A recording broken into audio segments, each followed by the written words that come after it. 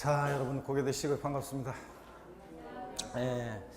백선 문제 특강인데 말 그대로 베스트를 뽑았습니다. 그래서 제 원고를 바로 며칠 전에 그 원고를 넘겼어요. 끝까지 마지막까지 그 지문들을 가다듬어서 베스트로 뽑았습니다. 그래서 여러분들 동형 모의고사 160문제에 빠졌던 내용들도 좀 다시 확인해야 될 것들을 또 알아듣고 가셔야 될 것 빠진 걸 또 집어넣었고요.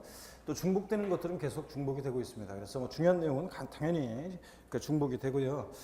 그 다음에 문제를 엄선을 했는데 정답을 여러분들이 고르는 게 중요한 게 아니라 이것은 나와 있는 지문들 5개를 다 읽어보시는 게 중요합니다. 그래서 가급적이면 5개 지문을 다 읽으면서 여러분께 해설을 드리도록 하겠습니다. 그래서 작년에도 이렇게 보면은 작년 기출문제하고 또 작년에 저 만들었던 또 백선하고 계속 문제를 비교해 보면 역시 보면은 정답을 이렇게 정답 지문이 나온 것도 있지만 제가 정답으로 고른 것을 나온 것도 있지만 그 5개 지문 속에서 결국은 내용들이 거의 그대로 나온단 말이죠, 여러분들. 그렇기 때문에 반드시 정답을 맞추는데 주력을 하시는 것이 아니라 이 지문들을 여러분들이 소화하는 것이 중요합니다. 5개 지문을요. 그래서 중요한 내용들을 소개했고, 그 다음에 또 요 백선에 또 나와 있는 문제들 형식, 문제 출제 형식이나 이런 것들은 최근 그대로 출제되는 세법 출제 형식을 그대로 경향을 또 반영했고요, 여러분들. 자, 그래서 어떻게간에 문제를 반드시 여러분들이 내용들을 백선에 들어있는 문제들을 지문들을 소화하는 것이 중요합니다, 여러분들.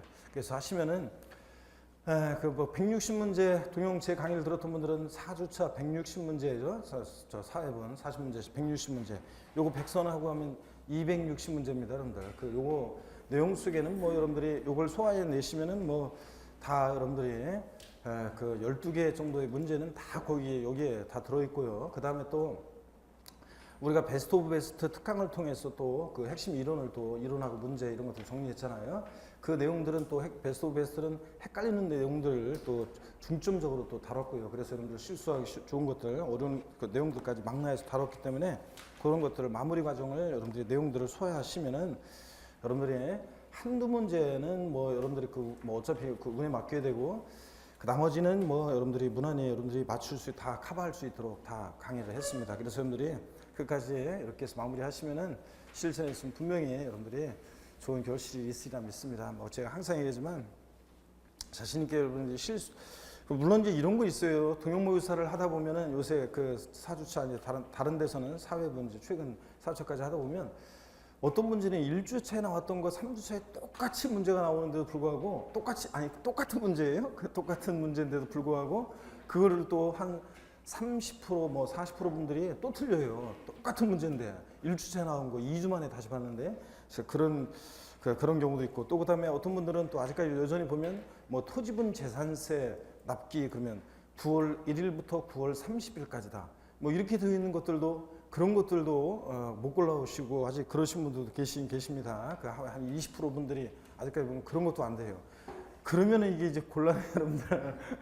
자, 그래서 우리가 신고기한 납기 이런 것들은 각 세목별로 상식처럼 알고 있어야 되는데 그런 것도 아직까지도 틀리신 분들이 계시고 그렇습니다. 그렇지만 하여튼 기본적으로 그런 것들을 가장 기본적인 그런 것들을 여러분들이 실수하지 않는다 그러면 여러분들이 무난히 실천해서 여러분들이 잘 해내리라 믿고, 항상 제가 얘기하지만 여러분을 항상 매년 그렇기 때문에 여러분들 믿지 않고 항상 저는 제 자신을 믿고 계속 이렇게 과정들을 진행하고 그래서 여러분들이 믿음이 있는 자는 여러분 처음 만났을 때 항상 제가 구원을 해드린다고 그랬고 구원을 받을 수 있다고 그랬는데 실전 가서 여러분들 실수하지 않고 세법 당당히 보시면 되겠습니다.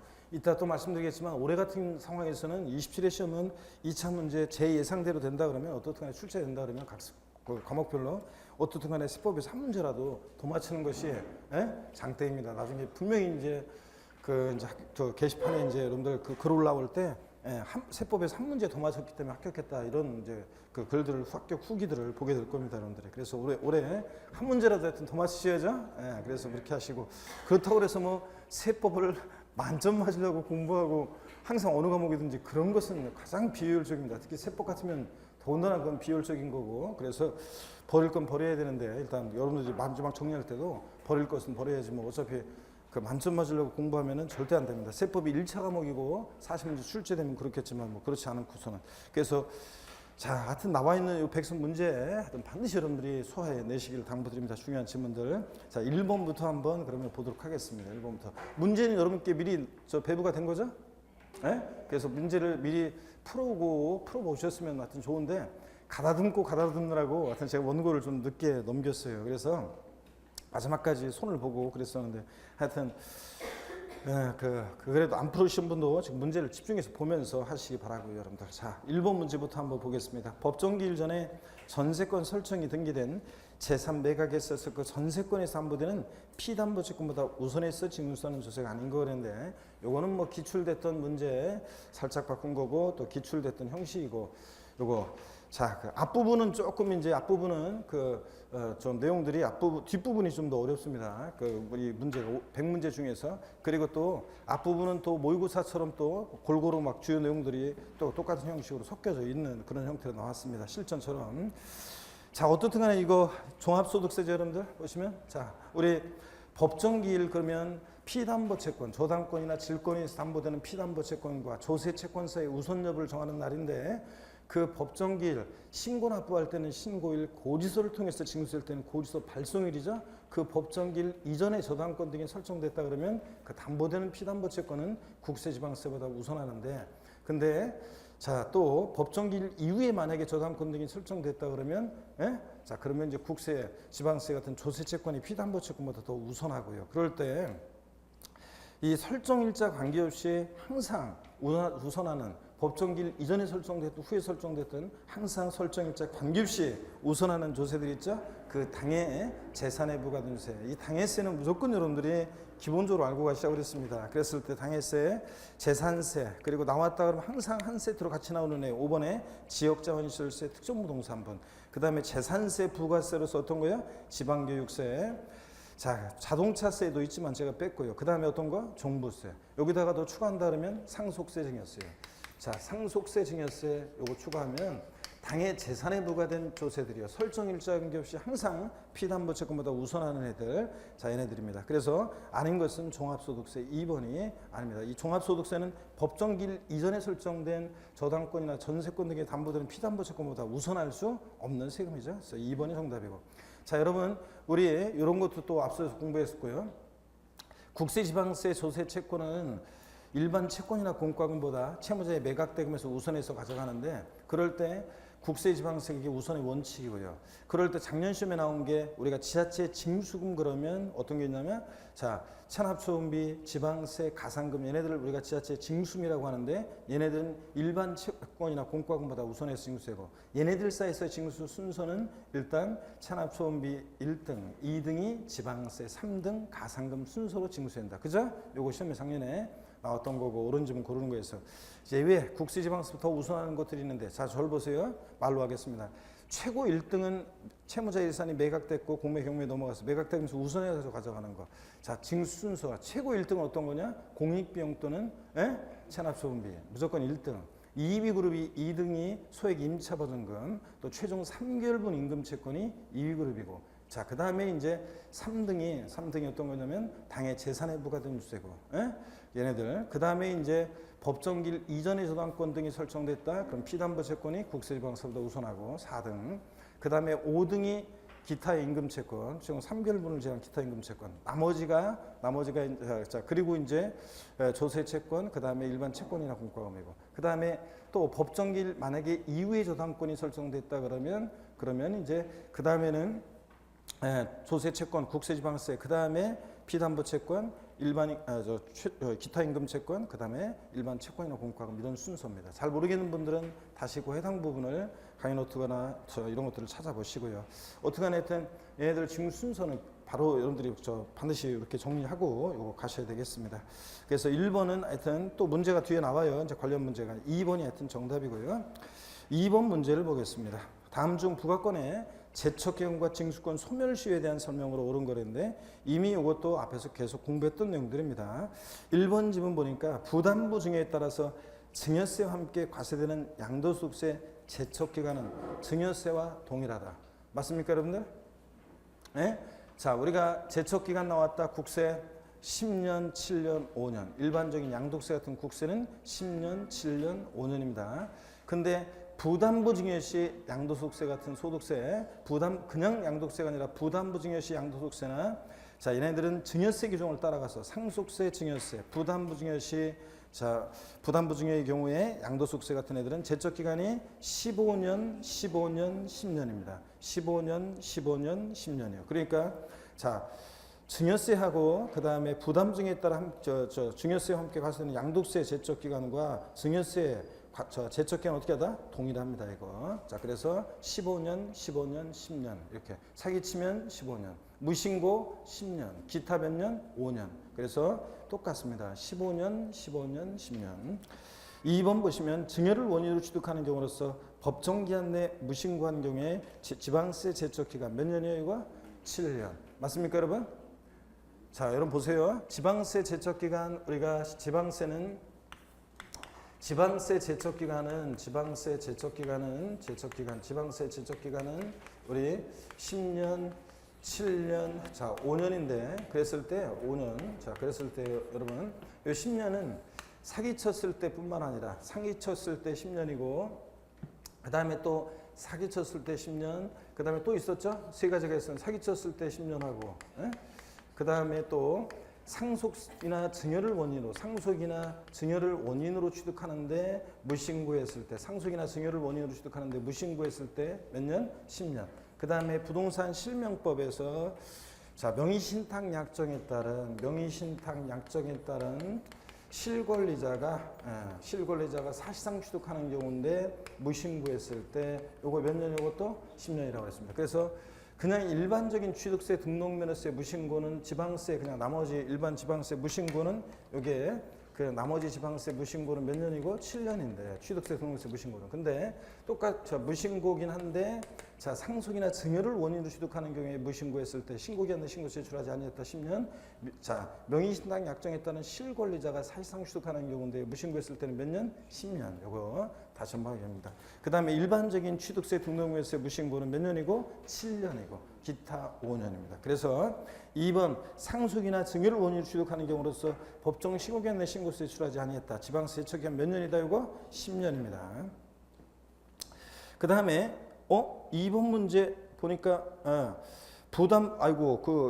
잠깐만요. 2번 문제 보니까 부담부 증여에 따라 증여세와 함께 과세되는 양도소득세 제척기간은 자 증여세와 동일하다는데 1번 동일하네요? 동일해요? 예?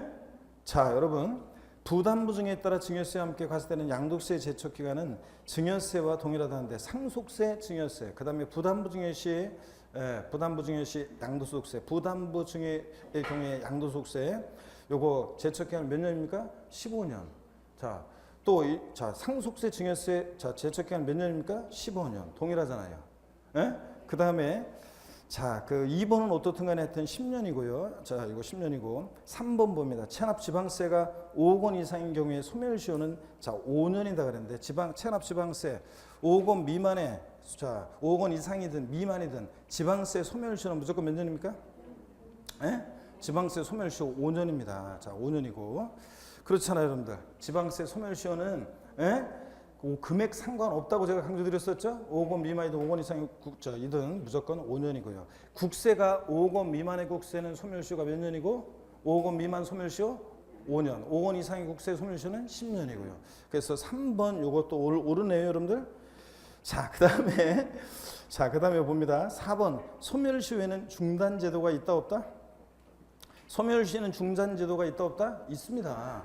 어떤 거에 중단이나 정지제도가 없어요? 제척기간에는 중단과 정지제도가 없는 거지 소멸시효는 중단과 정지제도가 있습니다. 압류, 독촉, 납부채고, 교부청구 이렇게 이런 액션들이 있으면 세금 내란 액션이 있으면 소멸시효는 어떻게 합니까? 중단하고 분납기간, 징수의기간 이렇게 사행이 취소의 소송을 제기해서 소송이 진행 중인가 무슨 기간 동안에는 뭐하고 정지하고 그래서 그런 것들이 있습니다. 그래서 4번 보시면 소멸시효는 중단제도가 없다는데 있습니다. 제척기간은 법률관계 조속히 확정시키기 위해서 제척기간에 중단제도가 없는 거고요. 5번 봅니다. 명의신탁 약정으로 실권리자가 사실상 취득하는 경우로서 법정기한 내 신고서를 제출하지 아니했다. 이거 제척기간 몇 년이라고요? 금방 제가 얘기했는데 몇 년? 10년입니다. 지방세 무신고 중에서도 이렇게 상속이나 아까 2번 지문처럼 상속이나 증여를 원유로 취득하는데 무신고하는 경우와 그 다음에 명의시탕 약정으로 실권리자가 사실상 취득하는 경우인데 무신고했을 때 몇 년이다 이거? 예? 자 10년입니다. 그래서 옳은 것은요 1번도 옳고요. 자 3번도 어떻게 한다? 옳습니다. 자 이 문제를 이걸 제 의도하고는 좀 다르게 돼버렸는데 원래 복수정답 만들려고 한 건 아니었는데 자 못하다 보니까 복수정답이 돼버렸네. 그래서 2번 문제는 여러분요 1번 요거 부담보증에 따라 증여세와 함께 과세되는 양도세 제척기간 증여세와 동일하다 그러는데 동일합니다. 상속세 증여세 그냥 양도세가 아니라 부담부 증여시 양도소득세 제척기간은 몇 년이다? 요거 15년입니다. 15년. 자, 그래서 동일하고 15년으로요. 15년 써놓으시고 그 다음에 3번 지방세, 전압지방세 5억 원 이상인 경우에 소멸시효. 자, 지방세는 자, 요게 금액 상관없이 국세와 달리 무조건 몇 년입니까? 요거 5년입니다. 지방세 소멸시효는 무조건 5년. 헷갈리지 말라고 그랬잖아요. 그래서 1번하고 3번 다 옳습니다. 그래서 2번 문제는 왜? 좀 뭐가? 지방세 소멸시효? 조금 있다가 쉬는 시간에.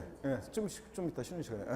5억 원 아니 5년이면 무조건 맞냐 그러면 국세는 5억 원 미만의 국세는 소멸시효 몇 년? 5년. 5억 원 이상의 국세 소멸시효는 몇 년? 10년.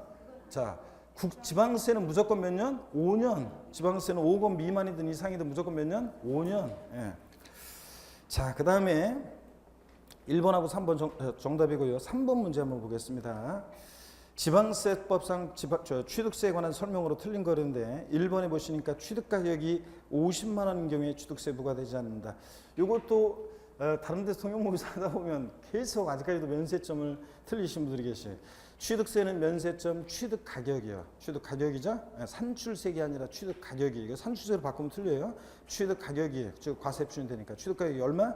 50만 원 미만은 50만 원 과세하지 않으니까 50만 원일 때 부과하지 않습니다, 여러분. 50만 원이면 부과하지 않고 50만 원이면 하여튼 다 부과하지 않는다는 거 다시 헷갈리지 말고요. 2번 연부로 취득했을 때 취득세 과세 표준은 뭐라고요? 연부금액. 자, 연부 취득의 경우는 연부금액 과세 표준입니다.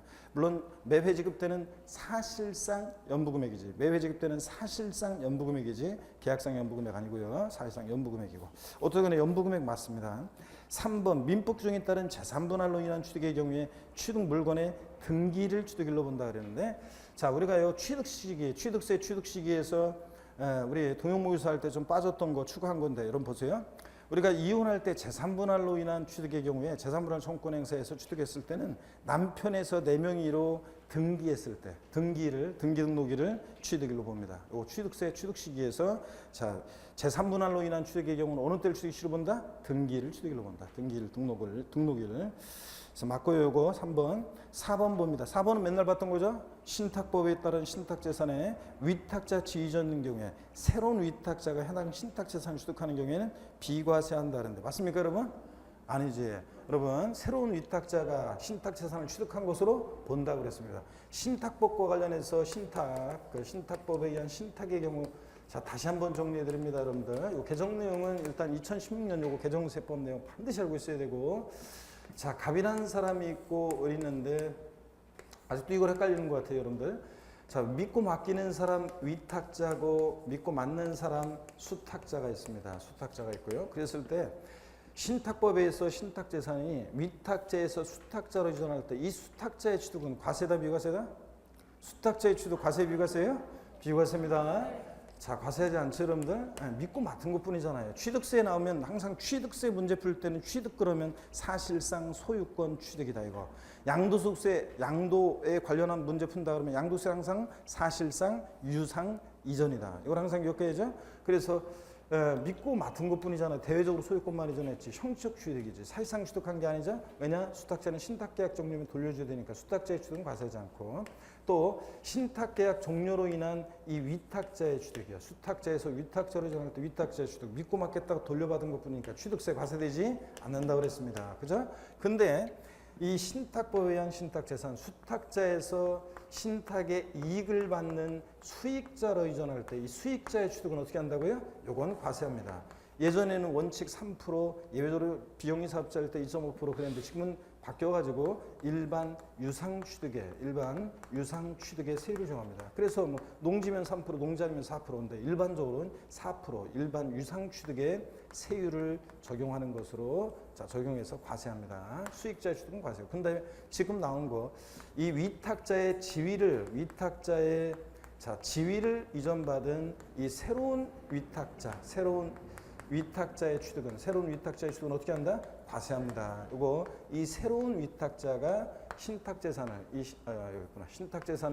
취득한 것으로 본다고 그랬습니다. 그랬죠, 여러분들? 자, 그래서 새로운 위탁자의 취득에 대해서 취득세 부과된다. 새로운 위탁자가 납세 문제가 되는 거죠. 그래서 여기 3번 문제에서 4번 신탁법에 따른 신탁재산의 위탁자 지위전인 경우에 새로운 위탁자가 해당 신탁자를 취득하는 경우에 비과세한다는데 틀렸죠, 여러분들? 이게 바꿀 수 있습니다. 새로운 위탁자가 취득한 것으로 봅니다. 4번은 게 틀렸고 5번 택지공사가 준공된 토지 사실상 지목이 변경된 경우에 지목 변경으로 가액이 증가했을 때 이 가액의 증가를 취득했다고 뭐한다? 의제 봅니다, 여러분. 그래서 요 4번, 5번은 2016년도 신설된 규정이죠. 2016년 우리 신설된 규정 반드시 알고 있어야 되고, 자 이렇게 해서 4번이 여러분 정답이 되겠습니다. 4번 문제를 보시면 담은 2016년도에 개인이 주택을 매매로 취득하는 경우에 취득세에 관한 설명으로 틀린 것은 그랬습니다.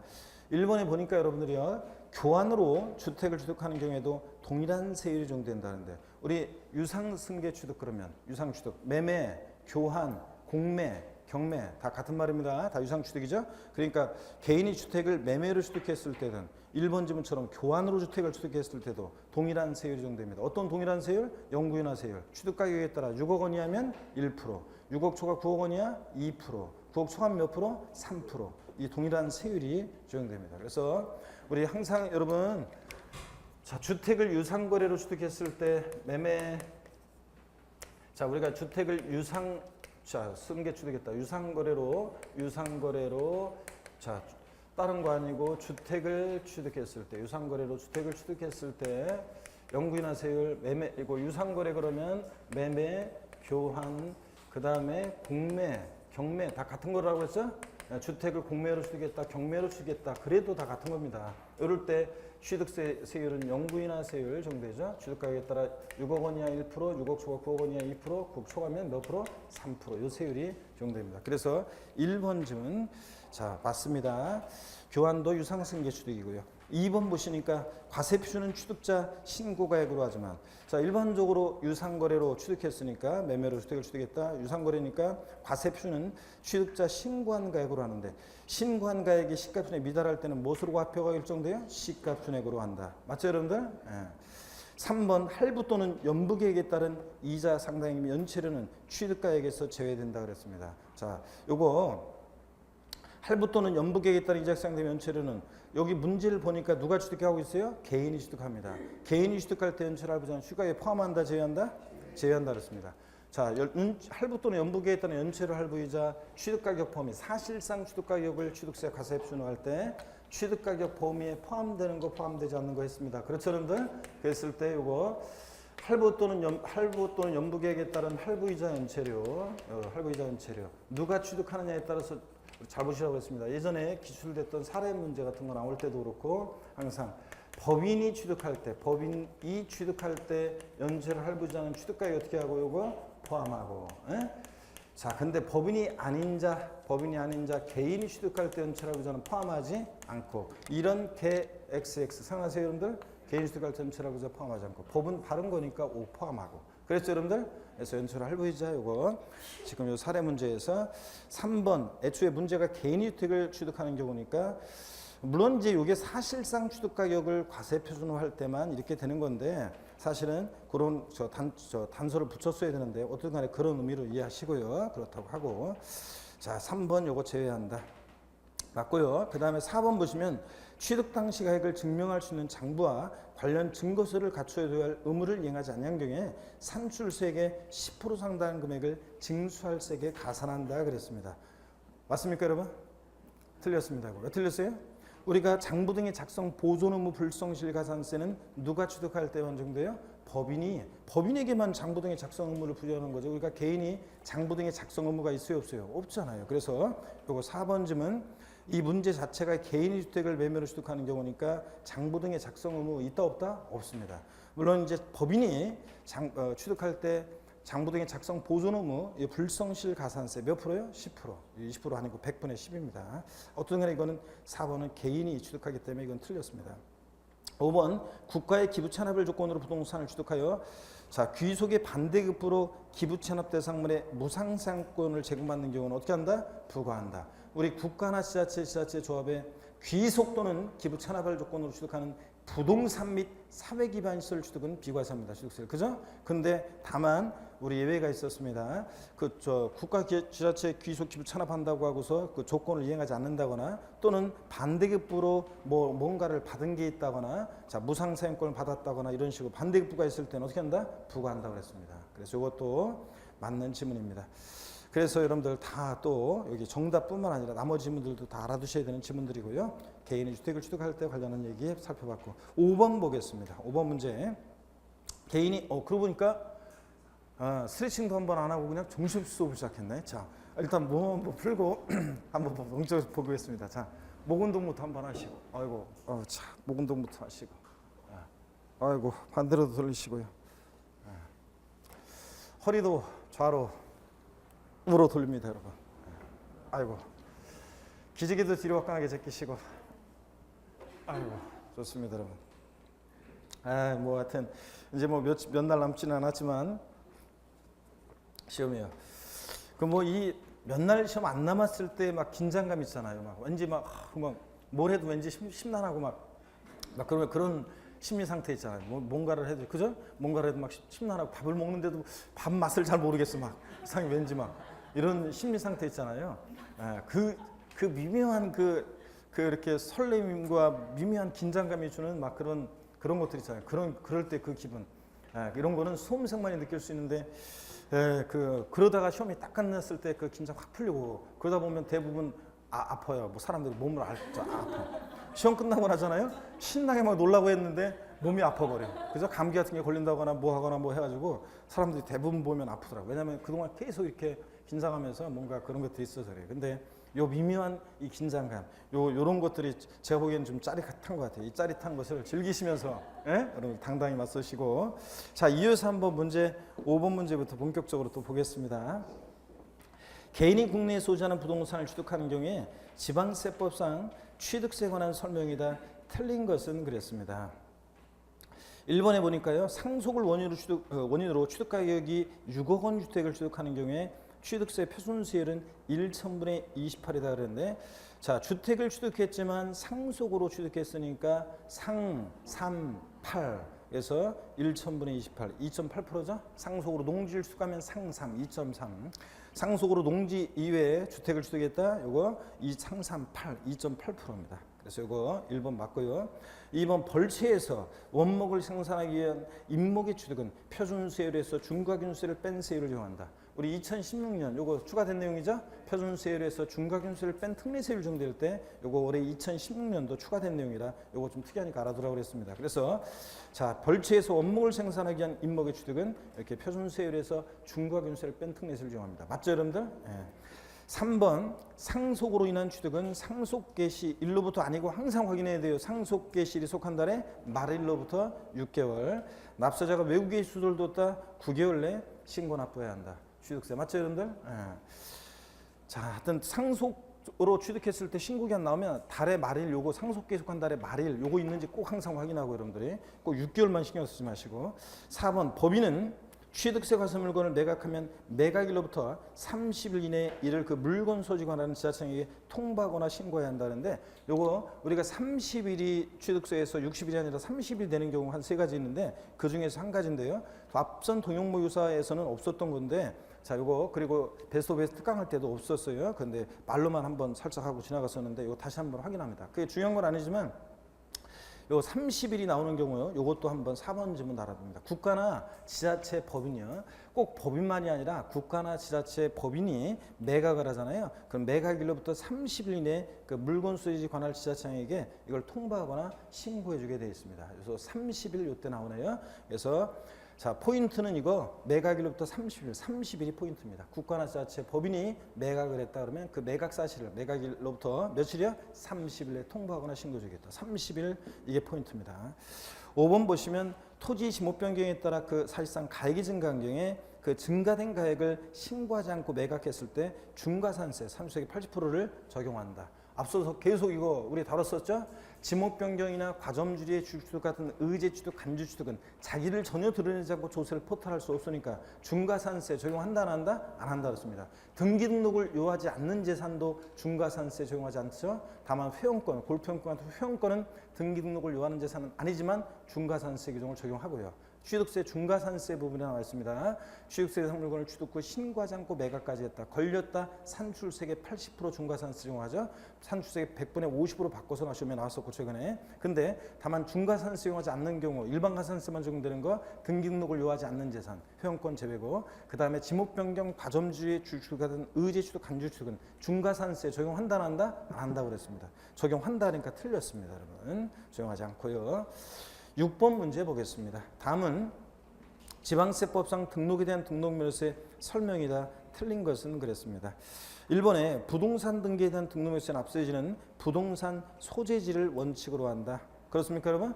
지방세는 납세지 어디라고요? 물건 소재지. 국세는 고사일 때 어디? 주소지. 이거지. 그래서 여기 부동산 소재지 맞습니다. 2번 저당권 설정 등기 등록명세 납세자는 저당권 설정자이다. 맞습니까 여러분?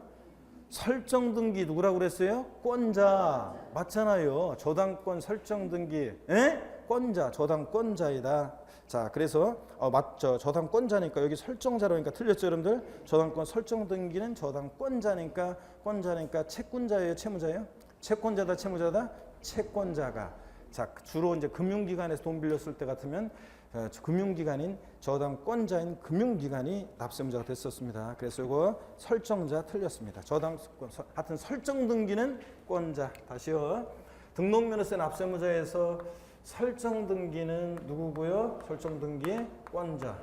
저당권 설정 등기 저당권자. 임차권 설정 등기 임차권자.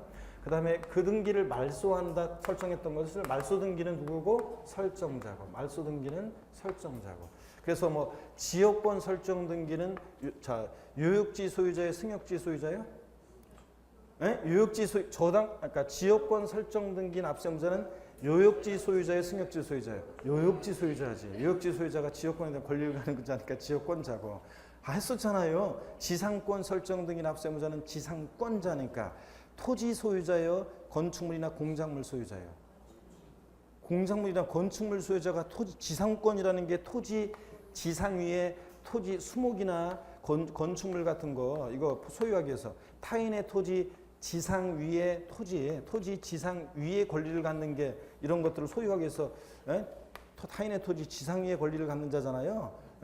그래서 뭐 전신주 같은 그 뭐라지 철탑 같은 거 송전 그 철탑 같은 거 해가지고 이렇게 위에 이렇게 전선 지나가고 그러니까 한전 같은 데서 이렇게 여기 타인의 토지 지상 위에 권리를 갖잖아요, 여러분들. 자, 그래서 지상권은 자 다시요 토지 소유자예요, 건축물이나 공작물 소유자예요. 지상권 설정 등기 등록물세 납세의무자는 지상권자니까 건축물이나 공작물 소유자를 말합니다. 이런 거 우리 저 했었잖아요. 다시 설정 등기는 누구다? 권자. 말소 등기는 설정자. 여러분. 자, 그래서 2번이 틀렸고 계속 이어서 보겠습니다. 6번 문제. 3번 지문 보면 부동산 등기 경우 산출세액이 그밖의 등기세율보다 적을 때는 그밖의 등기세율을 적용한다. 그밖의 등기가 뭐예요? 말소 등기, 변경 등기예요. 자, 세율이 얼마였어요? 건당 6,000원. 그러니까 이 말은 부동산 등기할 때 등록면허세 산출한 세액이 자, 요거 6,000원 미만 나면 얼마 받는다? 6,000원을 받겠다 그런 얘기죠. 그 지문입니다. 자, 그 법령에는 이렇게 돼 있고 의미는 6,000원 미만 나오면 6,000원 받겠다 그런 얘기입니다. 그래서 6,000원 미만은 징수하지 아니한다. O, X? X입니다. 6,000원 미만이면 징수하지 않는 게 아니라 무조건 6,000원 받습니다. 3번 맞고 4번 지방세 체납으로 인해서 압류에 등기를 한 재산에 대해서 압류 해제 등기할 때 등록면허세는 뭐하냐? 비과세됩니다. 이거 눈에 겨두시고 기출됐던 지문이고. 5번 사실상 취득가격을 과세표준하는 경우 취득세나 등록면허세나 과세표준은 신고 납부하니까 원칙 신고하는 가액 예외적으로 시가 표준에 국수공판법 부 같은 객관적인 취득은 사실상 취득가격으로 합니다. 다만 결정적인 차이점인 취득세는 취득 당시 가액인데 등록면허세는 등록 당시 가액을 기준으로 한다는 게 차이점이죠. 그렇기 때문에 5번 지문처럼 사실상 취득가격을 과세하는 경우에 등록 당시 자산 재평가의 사료 그 가격이 달라진 때 자산 재평가 후의 가액을 과세표현한다고 했습니다. 그래서 여러분들 이 표현이 재평가 후의 가액으로 한다 이렇게 나올 수도 있고 또 변경된 가액으로 한다 이렇게 나올 수도 있고. 자, 과세 표준이 취득세는 취득 당시고 등록면허세는 등록 당시니까 취득 당시 1억이었는데 자산 재평가 등의 사유로 등록 당시 가액이 달라졌다. 자, 시험에 재작년에 나왔지만 이럴 때 등록면허세는 등록 당시를 기준으로 하니까 등록 당시 이 변경된 가액을 과세 표준합니다. 이 변경된 가액이라는 거 재평가 후에 이 변경된 가액 과세 표준하는데 이 변경된 가액이라는 게 뭐냐면 등기등록일 현재 또 이런 표현으로 나올 수 있다고 그랬어요. 등기등록일 현재 법인장부나 결산서 등으로 증명되는 금액을 말합니다. 동영 사주차는 제가 이렇게 주제했었는데 등기등록일 현재 법인장부나 결산서 등으로 증명되는 금액을 말합니다. 재평가 전의 가액으로 한다. X절음들 이게 포인트고. 자, 그래서 같은 다 표현이라는 거. 재평가 후의 가액으로 한다. 또는 변경된 가액으로 한다. 또는 등기등록일 현재 법인장부 등에서 입증되는 금액으로 한다. 표현은 이렇게 다양합니다. 포인트는 재평가 후의 가액. 여기가 포인트고요. 항상 문제 풀 때는 어떤 부분이 포인트가 되는지를 항상 우리가 주의해서 공부를 하셔야 되겠습니다. 7번 보겠습니다. 자, 7번 문제를 보시면 7번 문제. 다음은 지방세법상 재산세를 설명한 것이다. 틀린 것은 그렇습니다. 1번에 다가구 주택의 경우에 1세대가 독립하여 구분 생활수도로 구익된 부분을 1구의 주택으로 본다 그러는데 다가구 주택 일별에서 설명드렸어요. 지방세에서는 다가구 주택은 하여튼 지방세에서는 보세요. 다가구 주택 지방세에서 다가구 주택은 항상 공동주택과의 과세형평을 위해서 다가구 주택 나왔다 그러면 다가구 주택. 자, 지방세에서 재산세 같은 데서 다가구 주택 나오면 항상 얘는 공동주택과의 과세형평을 해서 공동주택처럼 취급합니다. 그래서 매 독립하여 구입이 된 부분을 매 한 가구마다를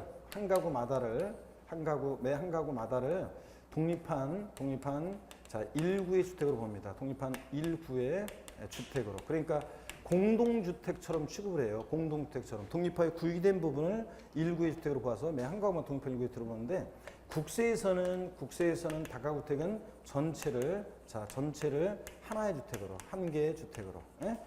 요 개념입니다. 표현은 조금씩 다르지만 의미는 어떻든 간에 이렇게 나오는 거죠. 그래서 이걸 뒤바꿔서 내릴 거 아니에요. 그래서 지방세에서 재산세 같은 지방세에서 다가구택은 매 한 가구 독립하여 구입이 된 부분을 1구의 주택으로 보는데 독립하여 구입이 된 부분을 1구의 주택으로 봅니다. 근데 국세에서는 다가구택은 주택수 같은 거 계산할 때 전체를 어떻게 한다? 하나로 봅니다.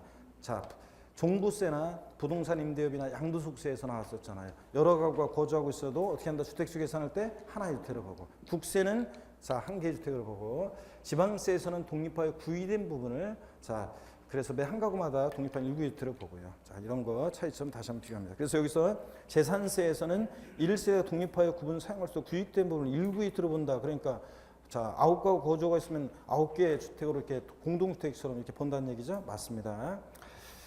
2번 1구의 건물 나왔다. 재산세에서 겸용주택 나오면 항상 뭘 기억하라고 했어요? 1구 건물 나오면 뭘 기억해? 50% 나와야죠. 50%. 1동 건물 나오면 쿵쿵따 취득세 재산세 면적비례 주거만이고. 그래서 여기서는 1구 건물 자 나왔는데 주거용 상면적이 전체 100분의 50 이상인 경우에 수대로 본다. 맞죠? 1구 건물 나오면 50%. 1동 건물 나오면 겸용주택일 때 면적비례 주거만.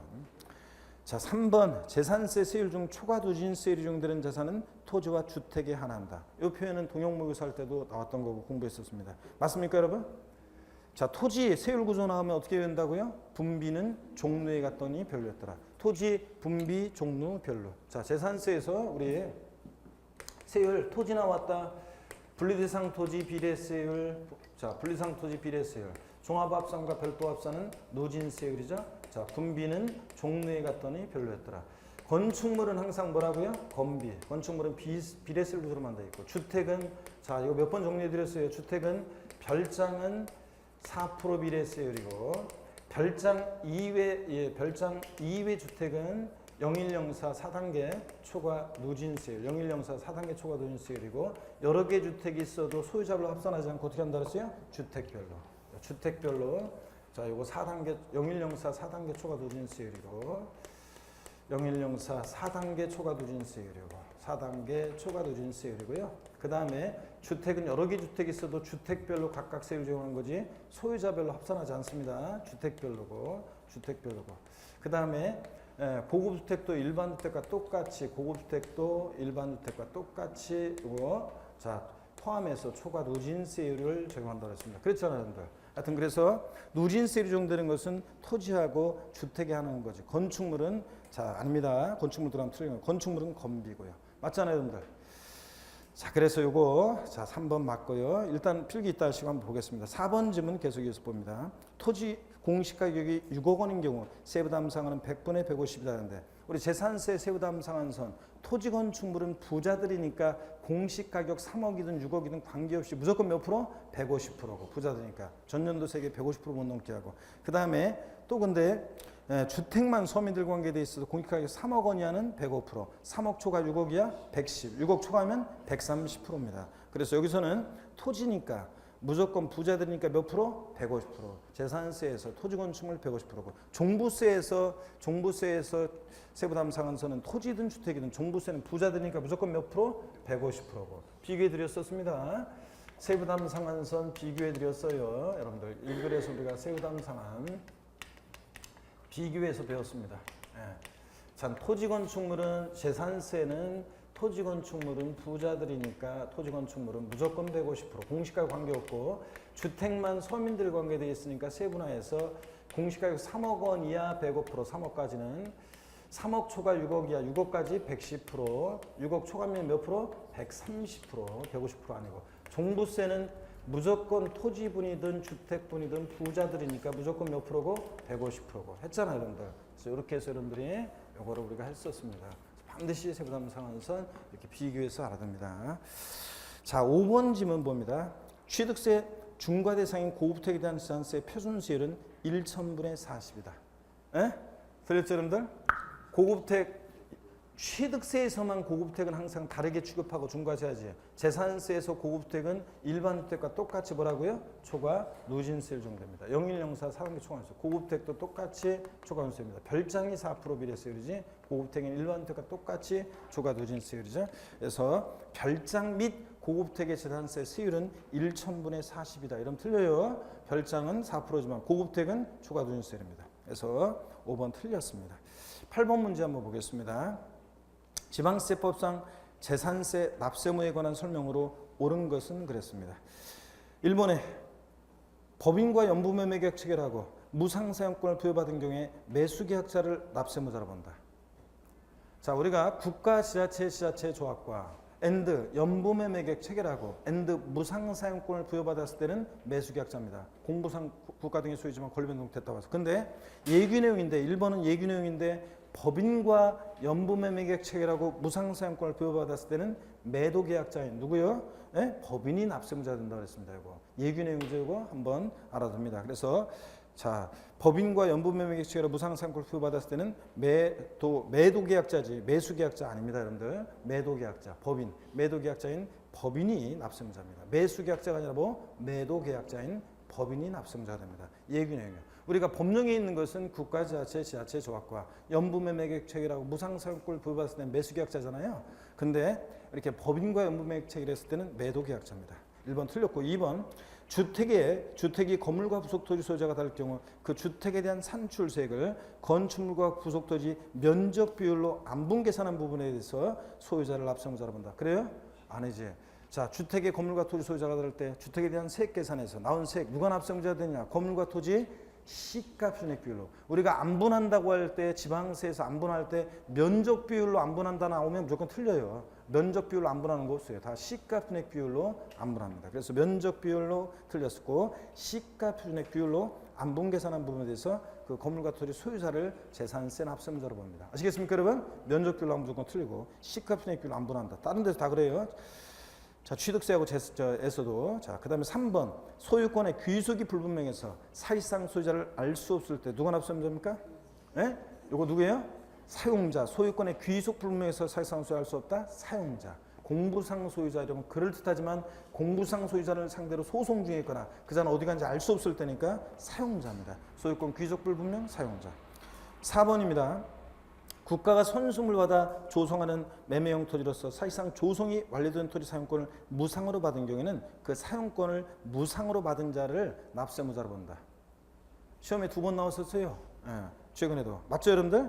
그래서 국가, 이것도 공부상으로는 국가 등의 소유지만 권리변동 됐다고 보는 거죠. 국가가 선수를 받아 조성한 매매용 토지로서 사실상 조성이 완료된 토지 사용권을 무상으로 받았다. 이 사용권을 무상으로 받은 자를 매수계약자로 본다고 법령이 되어 있기 때문에 사용권을 무상으로 받은 자가 납세무자가 됩니다. 맞고요.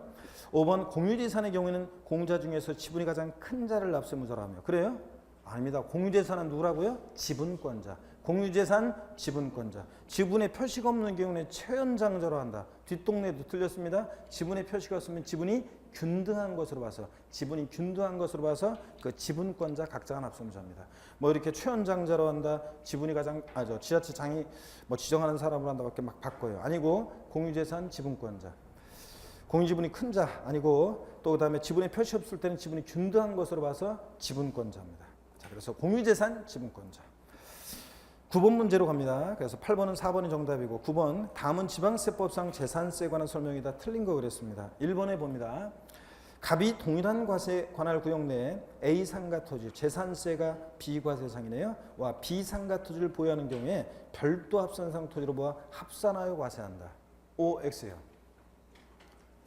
응용 문제인데 OX. X입니다.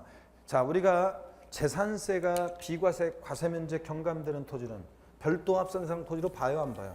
안 본다고 그랬잖아요. 여러분 이런 의미라고 그랬죠. 이거는 법령 의미를 이해하고 있는지 묻는 문제인데 갑이라는 사람이 A 상가 토지를 갖고 있는데 또 B 상가 토지도 갖고 있어요. 동일한 시군반환 구역 내에.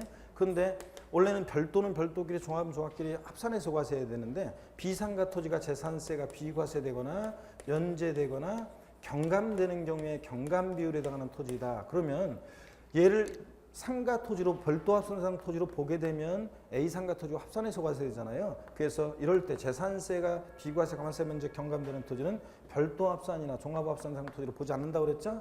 그러니까 A 상가 토지와 합산해서 과세해요, 안 해요? 안 합니다, 여러분. 합산시키지 않기 위해서 자, 얘가 상가 토지라 할지라도 얘는 이런 경우에는 자, 비과세 과세 면적 경감되는 토지일 때는 별도 합산이나 종합 합산상 토지로 보지 않습니다, 여러분. 이해되십니까, 여러분? 그러니까 요거 1번 틀렸잖아요. 동일한 과세관할 구역 내 A상가 B상가 토지를 갖고 있는데 별도 합산 토지로 합산해서 과세한다. 원래는 그렇지만 이 A상가 토지가 재산세 비과세상이니까 A상가 토지는 근데 B상가 토지와 합산해서 과세하면 돼야 안 돼요? 안 되잖아요, 여러분들. 그래서 합산하여 과세하지 않습니다, 이런 때는. 이해되십니까, 여러분? 하여튼 재산세가 비과세 과세문제 경감되는 토지일 때는 별도 합산상 토지로 보지 않습니다. 또는 종합 합산상 토지로 보지 않습니다. 자, 본다고 바꿔서 나올 거 시험에 또 이런 식으로 나올 수도 있습니다. 합산해서 과세하지 않습니다. 이럴 때는 1번 그래서 틀렸고요. 2번 봅니다. 해당 연도에 부가징수할 주택분산세액이 10만 원 이하인 경우에 조례가 정부에 따라 납기를 7월 16일부터 31일까지 한꺼번에 부가징수할 수 있다. 항상 요거 숫자만 보지 말고 시험에 나왔다시피 토지분은 안 그래요. 토지분은 무조건 9월 달이고 자, 얘 주택분이 자 10만 원 이하일 때 그렇습니다. 세액이 맞고 3번 고의소 한 장당 징수할 세액이 2,000원 미만인 경우에 재산세는 징수하지 않습니다. 2,000원이면 징수해야 하네요. 2,000원 징수하는 거고 4번 광역시 지역의 상업지역 안에 공장용 건축물의 부속토지로서 공장 입주민 면적 이내의 토지는 별도 합산상이라는데 여러분 공장 나왔다 토지용금 풀 때 위치 면적을 봅니다. 있을 곳에 있느냐 기준 면적이 이내냐. 공장 상업지역이면 있을 곳에 있어요? 안 되지. 공장 이런 데 있으면 주거지역 상업지역 공장이 있다. 있을 곳에 있지 않죠? 이럴 때는 공장용 건축물의 부속 토지를 보지 않고 뭐로 본다고 그랬어요? 일반 건축물의 부속 토지로 봐서 기준면적 이내일 때 일반 건축물의 부속 토지가 기준면적 이내면 뭐가 돼? 별도합 선상 토지로 가서합니다. 다시요. 공장이 시지역의 주거지역이나 상업지역에 있었고 기준면적 이내일 때 뭐가 된다? 별도합 선대상이 된다는 거. 맞죠 여러분들? 예. 5번 재산세액이 500만 원, 도시역분 200만 원 포함. 이런 거 했었는데 우리 동영할 때. 인경우에 재산세 부과되는 지방교육세는 60만 원이다는데 재산세 부가세는 재진이. 외울 때 재진이. 자, 재산세 부가세는 재진이 지방교육세가 부과되는데 20% 부과되죠? 재산세액이 20% 부과될 때 도시역분은 포함한 금액, 제외한 금액, 제외한 금액의 20%입니다. 그러니까 재산세액 여기에 500만 원에서 도시역분이 200만 원이 포함되어 있다니까 200을 빼. 그럼 재산세는 순수하게 얼마예요? 300만 원. 300만 원에 20%니까 2, 3은 6 얼마? 60만 원이다. 맞죠 여러분들? 네. 10번 문제 봅니다. 다음은 종합부동산세법상 종부세에 대한 내용이다. 틀린 것은 그랬습니다. 1번에 주택에 대한 과세표는 납세의무자별로 주택 공시가격 합한 금액에서 6억 원을 공제한 금액으로 한다 그랬습니다. 맞습니까 여러분? 이거 계속 했잖아요. 우리가 재산세, 종부세, 과세표준 문제, 과세표준에 관한 내용이 나오면 항상 뭘 준비해야 돼? 공정시장가액 비율 곱할 준비하라고 그랬습니다. 그래서 주택에 대한 과세표는 납세의무자별로 공시가격 합한 금액에서 6억 원을 공제한 금액으로 한다. 마침표 이름 틀리다고 그랬죠? 여기다 뭘 곱해야 돼? 공정시장가액 비율 80%를 곱한 금액입니다. 공정시장가액 비율 80%안 곱했으니까 틀렸습니다. 여기다가 공정시장가액 비율 80% 곱한 금액입니다. 1번 그래서 틀렸고 2번 과세균련제 만 60세 이상인 거주자가 종합부동산세 대상 토지를 보유하는 경우에 연령에 따른 세액공제 적용받을 수 없다. 맞습니까 여러분? 우리가 연령별 보유한별 종부세에서 세액공제는 1세대 1주택자에만 적용하는 거예요. 2주택자도 안 돼요. 토지니까 여기에 받을 수 있어요 없어요? 없다. 맞잖아요. 토지니까. 예? 토지니까 연령별 보유한별 공제 이런 거 받을 수 없어요. 맞습니다. 2번. 3번 취득세가 중과세되는 고급택은 종부세 대상이다. 별장이 종부세상에서 제외되는 거죠. 종부세 대상은 주택과 토지인데 별장이 종부세상에서 제외되는 거지. 예? 고급택은 어떻게 한다? 포함입니다. 일반 주택과 똑같이 취급하잖아요. 취득세에서만 중과세지. 그래서 3번 맞고 고급택은 대상이고 별장 제외고. 4번 관할 세무장은 납부할 종부세액을 결정하여 당해연도 언제? 12월 1일부터 15일까지 부과징수합니다. 근데 종부세는 또 납세의무자가 거기서 날라온 거 휴통에 버리고 신고납부 선택할 수도 있죠. 그럴 때도 언제까지 신고해야 돼? 12월 1일부터 15일까지 신고합니다. 무조건 신고납부 선택할 때도. 토지분이든 주택분이든 납기 달라지지 않고 무조건 똑같습니다. 5번 분할납부는 허용되는데 물납은 이제 종부세 허용된다 안 된다? 안 된다는 거. 자, 그래서 1번 정답입니다. 첫 시간은 뭐 이렇게 좀 길었습니다. 해설이. 두 번째 시간은 조금 빨리 속도를 높여서부터 두 번째 시간부터 하겠습니다. 잠시 쉬도록 하겠습니다.